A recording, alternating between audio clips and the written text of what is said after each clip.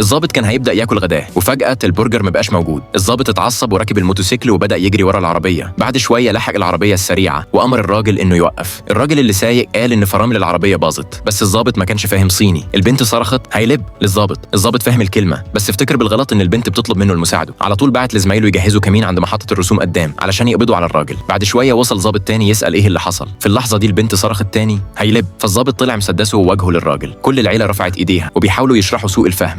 الراجل باست ابنها وبعدها مراته وحتى اخوه الصغير باسته هو كمان. ساعتها الضابط فهم انهم عيله فبعت لزمايله يشيلوا الكمين. زمايله اتحطموا لما سمعوا لان ازاله الكمين هتاخد مجهود كبير. وفجاه البنت افتكرت ان الاجهزه الكهربائيه بتخاف من الميه. اخوها الصغير مسك ازازه ميه وحاول يرش على شاشه العربيه بس الازازه كانت فاضيه. بالصدفه الضابط كان معاه ازازه ميه فالولد خدها بسرعه. اول ما الميه نزلت على الشاشه شرار طلع ولسه الحظ مايل معاهم. لمبه فرامل اليد نورت. الولد شد فرامل اليد بكل قوته بس الزرار اتكسر. الولد ادى الشاشه الم وفي اللحظه اللي بعدها الراجل حس بسخونيه في ظهره من تحت. الولد ضرب الشاشه تاني والازاز الامامي بدا يرش ميه فحجب الرؤيه عن الراجل. الولد اضطر يطلع من الشباك ويمسح الميه بايده بفوطه والباقي ماسكين رجليه عشان ما يتحدفش بره. بعد لحظات الرش وقف. العربيه كانت بتقرب من محطه الرسوم والكمين لسه ما اتشالش. الراجل اضطر يلف على الطريق الجانبي. العربيه خرجت من الطريق السريع ووقعت في ارض زراعيه والمطبات خلت الوضع جوه العربيه اتوتر اكتر. فجاه كاوتش العربيه غرز في الطين ووقفت العربيه اخيرا بس فلاحين طيبين جم يساعدوهم.